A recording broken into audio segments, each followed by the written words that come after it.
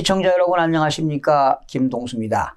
한동안 부동산 시장에 법인 열풍이 대단했습니다. 지난해 법인이 개인에게 매수한 주택이 4만여 호에 달했고요. 새로 창업한 부동산 기업 수도 전년보다 무려 40%가 넘게 증가했습니다. 정부 규제의 초점이 다주택자들에 대한 세율 강화에 맞춰지자 법인을 통한 우회로가 주목받은 것으로 풀이가 됩니다. 이렇게 부동산 법인들의 아파트 투기를 잡아야 집값이 안정된다고 제가 여러 번 방송한 바도 있습니다. 국토교통부와 그리고 국세청, 금융위원회, 금융감독원, 한국감정원은 최근 늘어나고 있는 투기 목적의 법인 주택거래에 대한 대응을 강화하기 위하여 법인 그리고 미성년자, 외지인들의 이상거래에 대한 집중 조사를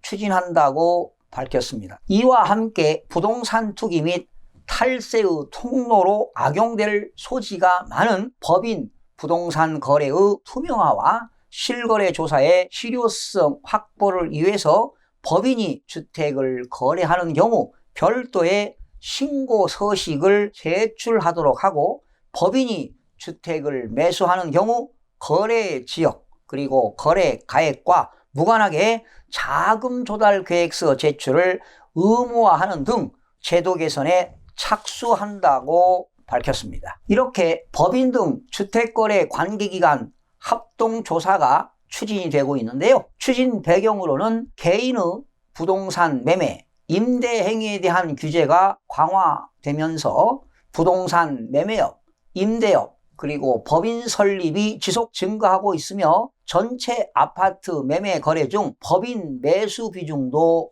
늘어나고 있는 추세입니다. 최근 과열이 관측되는 수도권 비규제 지역 등의 경우 다주택자 양도소득세 중과 및 합산과세 등 개인에 대한 적용되는 대출이라든가 세제상 규제를 회피하기 위해 부동산 매매 법인 등을 설립하고 주택을 매수하는 법인 거래가 지속 증가하고 있음에도 불구하고 해당 지역 주택거래 중 상당수는 자금 조달 계획서 제출 대상에서 제외되어 자금 조달 계획서에서 기초하여 당사자의 소명 자료를 받아 증여세, 탈루 등을 적발하는 현행 실거래 조사로서는 투기에 대한 실효적 대응에 한계가 있는 실정입니다. 이에 부동산 매매 법인 등의 불법, 탈법 행위에 적극 대응하고 자금 조달 계획서 기반의 현행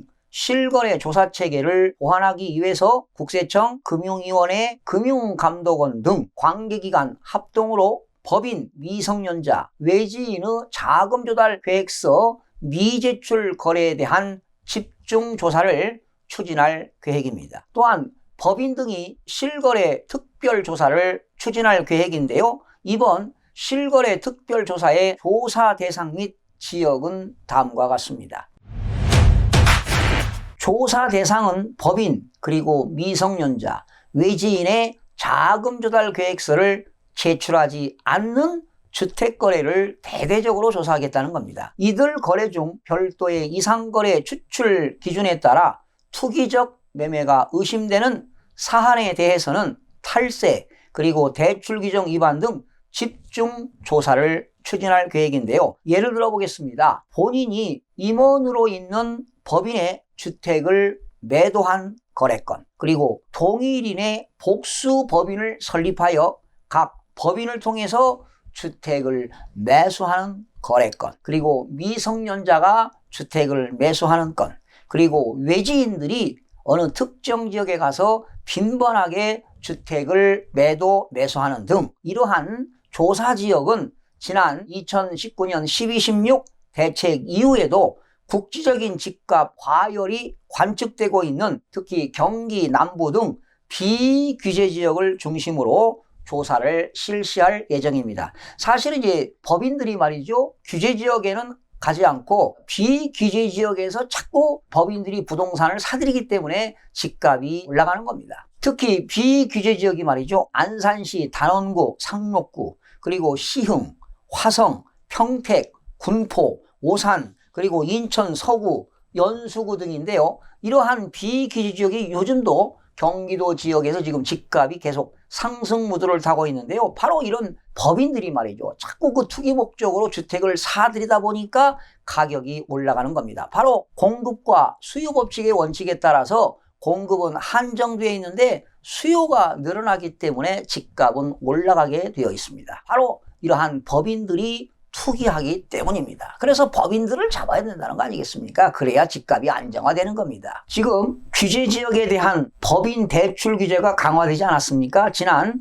2019년 10월 1일 이후에 거래 중 조사 착수 시점에 잔금 납부가 완료된 건에 대해서는 앞서 언급된 거래 주체들의 이상 거래를 추출 조사할 계획이라고 밝혔습니다. 2019년 10월 1일부터 투기적이라든가 투기 과열지구에서 주택을 매매하거나 임대업을 하는 법인에 대해서는 사실은 LTV를 40%로 도입되었죠. 법인이 주택거래 시 앞으로 별도 신고서를 제출하도록 할 것입니다. 바로 부동산거래 신고에 관한 법률 규정에 의해서 이제 시행 규칙을 개정할 것인데요. 그간 개인과 법인을 별도로 구별하지 않고 모든 거래 주체에 대해 단일한 신고서식을 사용해 왔습니다. 이에 따라 법인이 거래하는 경우 거래 당사자인 법인의 특수성이 신고 내용에 충분히 반영되지 못하는 게 한계가 있던 것은 사실입니다. 그래서 특히 법인의 기본 정보,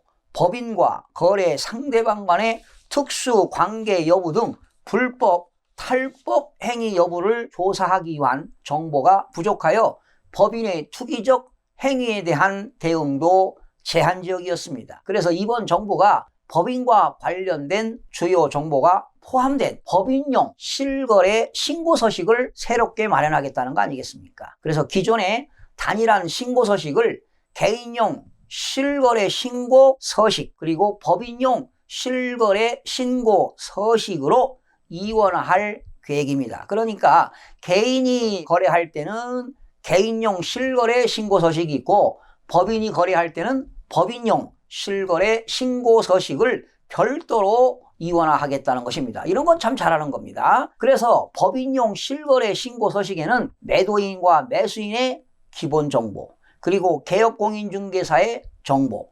거래대상물 정보 등 기존 신고사항 외에도 법인의 자본금이 얼마냐, 업종은 뭐냐, 임원 정보 등 법인에 대한 기본 정보, 주택의 구입 목적, 거래 당사자 간 특수 관계 여부 등을 추가로 신고하도록 할 예정입니다. 예를 들어서 말이죠. 아버지가 매도인인데요. 아들이 그 법인의 임원입니다. 그 임원으로 있는 법인, 즉 아들이 법인이 매수인이죠. 그러니까 아버지는 매도인이고 아들이 임원으로 있는 법인, 매수인에게 아버지가 매도하는 경우에도 거래 당사자는 특수 관계에 해당하는 거래로 보겠다는 것입니다. 그리고 앞으로 법인이 주택을 거래하게 되면 신고사항 예시를 한번 박스를 보시겠습니다. 법인의 기본 정보가 다 들어갑니다. 법인명은 뭐냐, 그리고 법인의 설립 시기는 언제냐, 법인의 소재지는 어디에 있느냐, 법인의 등록번호는 어떻게 되느냐, 그 법인의 자본금, 그리고 법인의 업종은 무엇이냐, 그리고 법인들의 임원의 모든 개인 정보가 다 들어갑니다. 그리고 주택의 구입 목적은 뭐냐, 사업용이냐, 비사업용이냐, 또 부동산 활용 용도가 뭐냐. 그래서 법인이 매수 시에 한정하겠다는 겁니다. 그리고 특수관계 여부를 따지겠다는 겁니다. 거래 당사자 간의 친족관계 여부, 법인의 임원도 포함해서 만약에 이렇게 법인의 임원이 산다고 한다면은 친족관계 여부를 정확하게 밝히겠다는 것입니다. 그리고 또한 이제 법인이 매수할 때 자금 조달 계획서 제출 의무화가 되는데 역시 이것은 부동산 거래 신고에 관한 법률 시행령 대통령령을 개정할 것인데요. 아마 조만간에 입법 예고할 것으로 보여집니다. 현재 규제 지역이죠. 투기 과열지구라든가 조정 대상 지역 내에서는 3억 원 이상 주택을 구입하거나 비규제 지역에서는 6억 원 이상 주택거래 신고 시에 주택 취득자금 조달 및 입주 계획서를 지금 의무적으로 제출하도록 되어 있습니다. 법인 주택 매수의 경우 개인에 대한 대출, 세제상 규제를 회피하여 부동산 투기의 수단으로 악용될 가능성이 있음에도 불구하고 비규제지역 내 6억 원 미만 주택의 경우 자금 조달 계획서 제출 대상에서 제외되어 이상거래 조사를 추진하는 데는 어려움이 있었습니다. 그래서 이번에 법인에 대한 조사 체계를 강화하기 위해 법인이 매수자인 거래 신고의 경우는 거래지역, 규제지역이 되었던 비규제지역이 되었던 거래가액에 관계없이 얼마에 사느냐 관계없이 법인이 사게 되면 자금 조달 계획서를 의무적으로 제출하도록 할 계획입니다. 참고로 말씀드리면 만약에 비규제 지역에서는 6억 원 이상일 때만 자금 출처를 하게 되는데 비규제 지역에서 6억 원 미만인 법인이 거래하게 되면 무조건 자금 출처 해당이 되는 것입니다. 예를 들어서 비규제 지역에서 5억 원 상당하는 주택을 거래 시 거래 주체별 신고 서류를 제출해야 된다 이런 얘기입니다. 그래서 여러분 도표를 보시게 되면 거래 당사자가 있죠. 매도자, 매수자가 나와 있는데 매수자 법인입니다. 법인이 개인한테 사는 경우, 매수자 법인이 매도자 법인으로부터 사는 경우는 어떻게 되느냐. 법인용 실거래 신고서도 작성하고 자금 조달 계획서도 모두 매수법인은 작성하도록 앞으로 이렇게 법이 강화될 겁니다. 이제 지금 입법 예고하게 되면은 조만간에 이렇게 법인들이 상당히 강화되겠죠. 정부는 법인 매수 시 별도 신고서 제출, 자금 조달 계획서 제출 의무화 등 법인 거래 정보 수집 강화를 위한 이번 제도 개선 작업에 즉시 착수하여 부동산 거래 신고에 관한 법률 개정안을 조속히 확정하고 이르면 5월 중에 입법 예고할 계획입니다. 그래서 입법 예고하게 되면 한 2, 3개월 후에는 바로 대통령령과 시행 규칙이기 때문에 이런 것들은 바로 시행이 될 겁니다. 즉 법인 등의 투기적 거래에 대한 엄중 대응하겠다는 겁니다. 국토교통부 김영한 토지정책관은 규제지역 그리고 비규제지역 등 해상 지역을 막론하고 부동산 투기 규제를 회피하기 위한 목적의 법인 거래에 대해서는 향후에도 실거래를 조사하고 거래 정보를 수집 강화를 포함한 제도 개선 추진 등 고강도의 대응을 지속할 계획이라고 밝혔습니다. 자, 그러면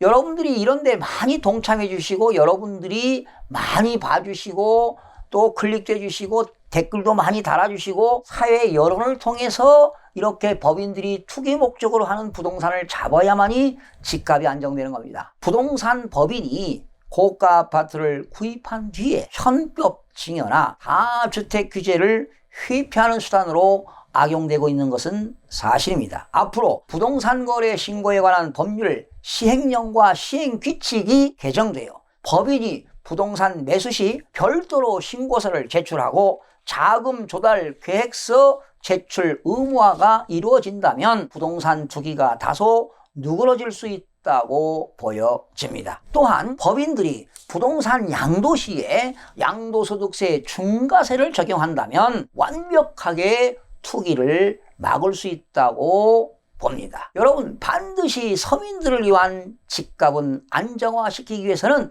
이런 법인들이 주택을 투기 목적으로 하는 것은 반드시 법률적으로 강화해야 된다고 개인적으로 생각합니다. 여러분들은 어떻게 생각하십니까? 여러분들의 좋은 방안이 있으시면 많은 댓글 달아주시고 참여해 주시기 바랍니다. 시청해주신 여러분 대단히 고맙습니다. 최선을 다하겠습니다. 내일 아침에 뵙겠습니다. 마음이 드셨다면 구독, 좋아요 꼭 부탁드리겠습니다. 고맙습니다.